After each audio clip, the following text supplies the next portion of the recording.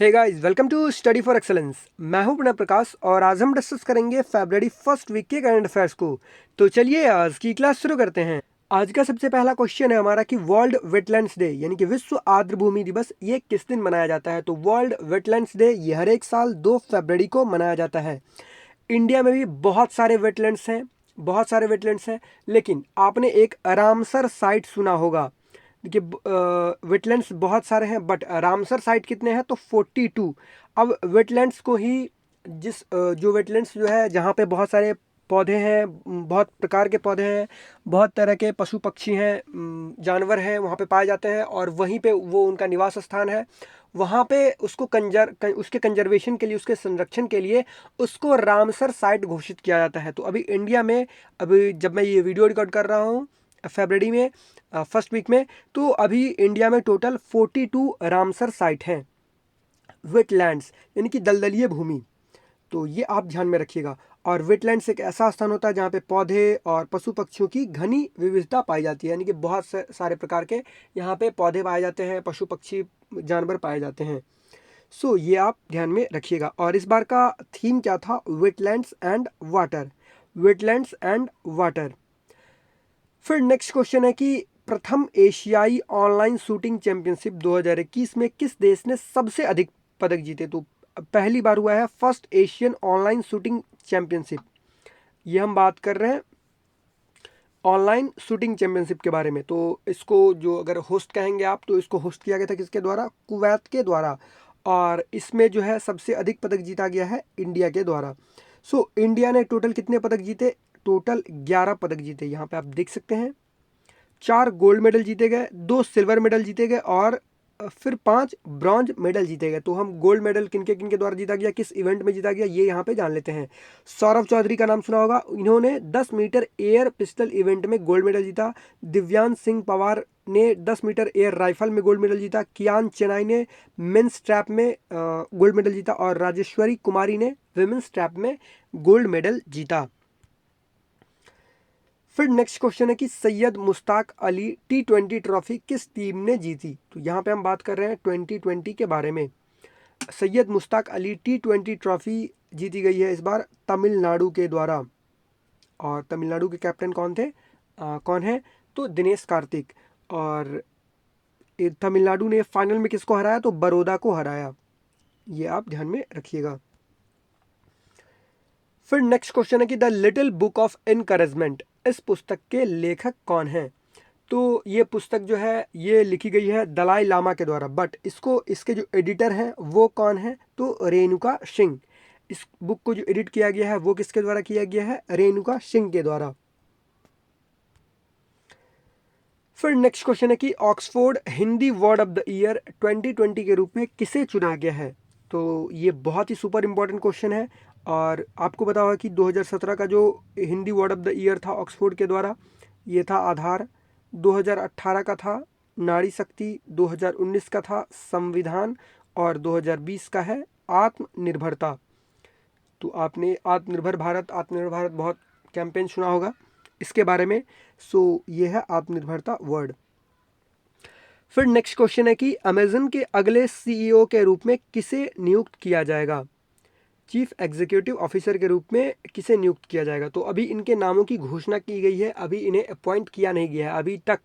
Jeff Bezos ही Amazon के CEO हैं। सो इनके नामों की घोषणा की गई है और ये हैं एंडी जैसी। तो ये अमेजॉन के अगले सीईओ होंगे और ये अभी प्रेजेंट टाइम में अमेजॉन वेब सीरीज के चीफ हैं।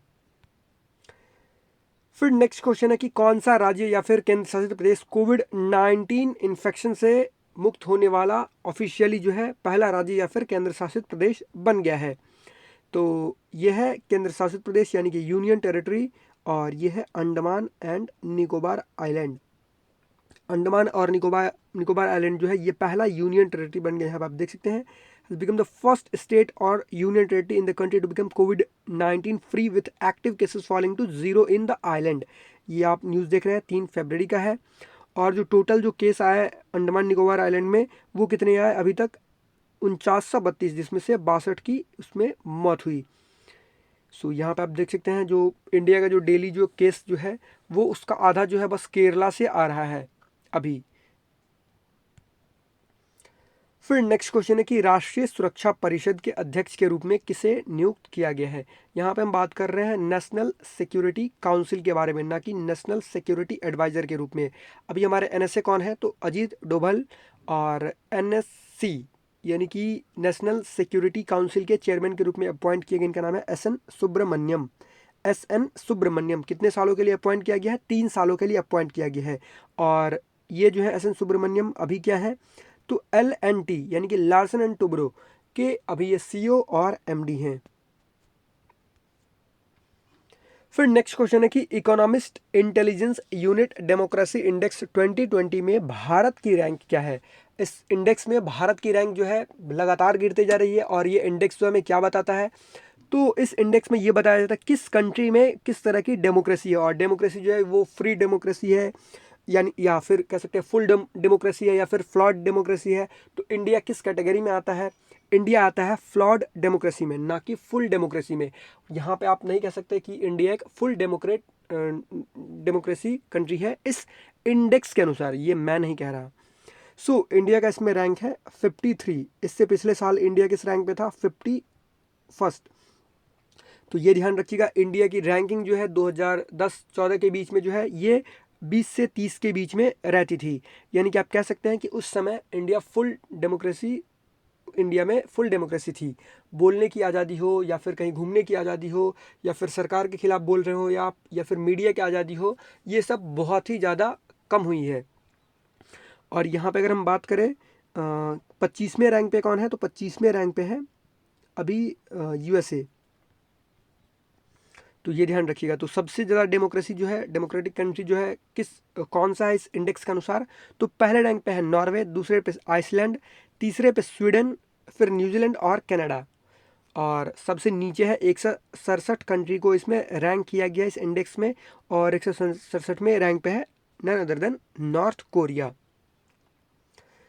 फिर नेक्स्ट क्वेश्चन है कि किस कंपनी ने USA से दुनिया का पहला कार्बन न्यूट्रल तेल प्राप्त किया है। तो दुनिया का पहला कार्बन न्यूट्रल ऑयल जो है ये इंडिया को मिला है, और किस कंपनी को मिला है, USA से मिला है। तो इस कंपनी का नाम है रिलायंस।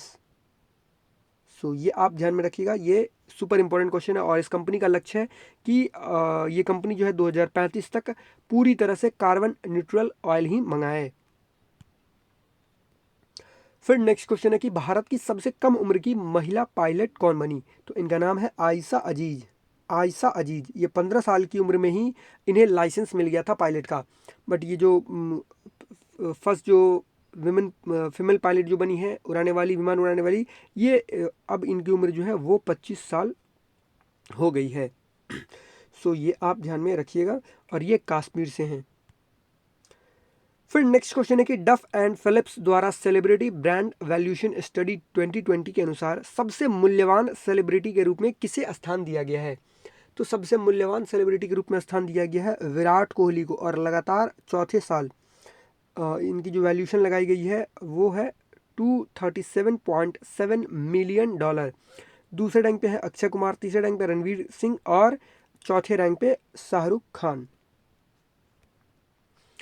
फिर नेक्स्ट क्वेश्चन है कि ब्यूटीफुल थिंग्स इस पुस्तक के जो है लेखक कौन है। तो ये बुक लिखी गई है हंटर बाइडेन के द्वारा। हंटर बाइडेन जो है ये जो बाइडेन जो है ये 46th USA के प्रेसिडेंट बने हैं, और जिल बाइडेन जो है ये अभी फर्स्ट लेडी हैं USA की, यानी कि जो बाइडेन की ये वाइफ हैं, और हंटर बाइडेन जो है इनके बेटे हैं, और इनके द्वारा ये बुक लिखी गई है। और इसमें इन्होंने बताया कि कैसे वो बहुत जब छोटे ही थे, टीन एज के ही थे, तब इन्हें ड्रग्स की लत लग गई थी, अल्कोहल की लत लग गई थी, और ये कैसे उससे उभरे। तो चलिए अब हम यहाँ पे बजट जो आपका आया है 1 फरवरी को, और निर्मला सीतारमन जी के द्वारा पेश किया गया, और ये अभी तक का पहला ऐसा बजट था जिसे डिजिटली पेश किया गया, यानी कि टैबलेट लेके उसमें बताया गया बजट को। कोई सूटकेस नहीं, कोई कागज़ नहीं, कोई पेपर नहीं, इसमें डिजिटली इस बजट को पेश किया गया। किसके द्वारा, तो निर्मला सीतारमन के द्वारा। तो ये आप ध्यान में रखिएगा। तो बजट में देखिए, अगर मैं बजट का बनाने लगूँ क्लास तो 30 मिनट का वो कम से कम बनेगा ही बजट का मिनिमम। 1 घंटे का भी बन सकता है बजट पे क्लास, बट 30 मिनट का जो इम्पॉर्टेंट जो पॉइंट है, लेकिन यहाँ पे जो सुपर इम्पॉर्टेंट पॉइंट है उसी के बारे में हम यहाँ पे बात करेंगे। तो इस बार जो है 2021-22 का जो यूनियन बजट आया है उसमें 6 पिलर बताया गया: health and wellbeing, physical and financial capital, inclusive development for aspirational India, reinvigorating human capital, innovation and research and development, minimum government and maximum governance पर। इन 6 पिलर्स को देखकर यूनियन बजट इस बार का तैयार किया गया। तो सबसे जो अभी हमारा जो कंसर्न है वो है हेल्थ पे, इसीलिए मैंने यहाँ पे सबसे पहले से ही रखा है।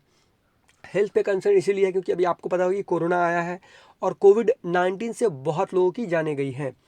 जो डाटा में आपको दिख रहा है उससे 2 गुना आप मान के ही चलिए मिनिमम कि उतने लोगों की कोरोना से जान गई है, और जो आप केस देख रहे हैं उससे बहुत ही ज़्यादा केस होगा। यहाँ पे जो हेल्थ इंफ्रास्ट्रक्चर के लिए जो खर्च किए गए हैं वो है 2,23,846 करोड़ रुपए। ये आप जो बीई जो देख रहे हैं ये है बजट एस्टिमेट, और आरई का मतलब होता है रिवाइज्ड एस्टिमेट। ये आप ध्यान में रखिएगा, जो कि इंक्रीज़ हुआ है पिछले साल के मुकाबले 137%।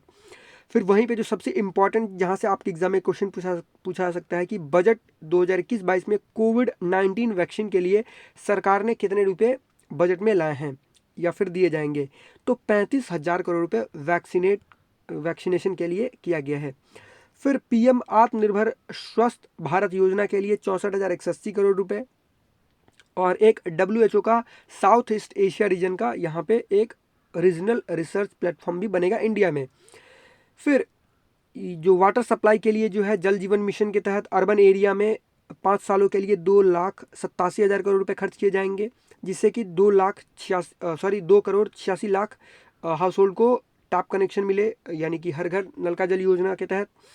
स्वच्छ भारत स्वस्थ भारत योजना के तहत जो है इसमें 5 सालों में 1,41,678 करोड़ रुपए खर्च किए जाएंगे। और क्लीन एयर के लिए जो बहुत सारे ऐसे शहर हैं जहाँ पे पॉल्यूशन जो है बहुत ज़्यादा है, लाइक दिल्ली, गाज़ियाबाद, कानपुर, लखनऊ, पटना, तो यहाँ पे पॉल्यूशन को कंट्रोल करने के लिए जो है वो कितने रुपए खर्च किए जाएंगे?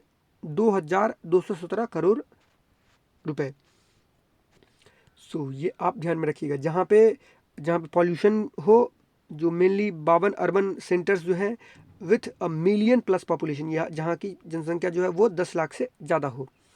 फिर एक व्हीकल्स की स्क्रैपिंग पॉलिसी आई है, यानी कि अगर आपका पर्सनल व्हीकल है, पर्सनल व्हीकल कहने का मतलब एक बाइक तो हो गया पर्सनल व्हीकल ही, बट जो आप 4 व्हीलर लेते हैं और जो वाइट नंबर प्लेट होता है तो उसे हम बोलते हैं पर्सनल व्हीकल।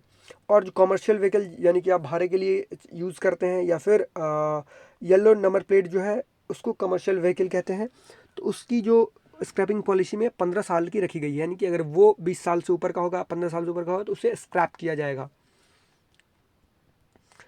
फिर एफडीआई लिमिट जो है, आपको पता होगा कि बहुत सारे सेक्टर में जो है आपको एलआईसी में भी सरकार आईपीओ लाएगी, उसके बाद फिर धीरे धीरे आप डिसइन्वेस्टमेंट देखेंगे। एक एलआईसी ऐसी मानी जाती थी कि जब देश किसी संकट में हो तो एलआईसी से ही उबर पाती थी, एलआईसी इतनी मजबूत थी। और बहुत सारे सेक्टर में जो इंश्योरेंस सेक्टर में बहुत सारे सेक्टर में डिसइन्वेस्टमेंट किया जाएगा। और साथ ही साथ जो इंश्योरेंस सेक्टर में जो एफडीआई की लिमिट थी 49%, इसको भी बढ़ाकर कर दिया गया है 74%। ये आप ध्यान रखिए, कुछ मेन पॉइंट्स थे वो मैंने आपको बता दिए। फिर दूसरा न्यूज़ है कि इंडिया और यूएस ने स्टार्ट किया है ज्वाइंट मिलिट्री एक्सरसाइज युद्ध अभ्यास 20, यानी कि 20वां एडिशन था। और ये कहाँ पे किया जा रहा है इस बार? तो राजस्थान के बीकानेर डिस्ट्रिक्ट में। ये आप ध्यान में रखिएगा कि ये इस बार इस युद्ध अभ्यास का आयोजन कहाँ पे किया गया, तो राजस्थान के बीकानेर डिस्ट्रिक्ट में। यहाँ पे 250 यूएस के और 250 इंडियन आर्मी के सोल्जर ने इसमें पार्टिसिपेट किया। फिर जो रूट जो है फर्स्ट बैट्समैन बन गए हैं जिन्होंने 200 स्कोर किया है अपने 100वें टेस्ट में। पहले बल्लेबाज बन गए हैं जिन्होंने 100वें टेस्ट में 200 रन मारा। ये आप ध्यान में रखिएगा। This is the end of our video. I hope आपको ये वीडियो अच्छा लगा हो, और अगर आपको ये वीडियो अच्छा लगा हो तो प्लीज़ इसको लाइक कीजिएगा, इस वीडियो को शेयर कीजिएगा, और हमारे चैनल ऑनलाइन तैयारी को सब्सक्राइब कीजिएगा, जिससे आपको मेरी आने वाली वीडियो मिलती रहे। Thanks for watching.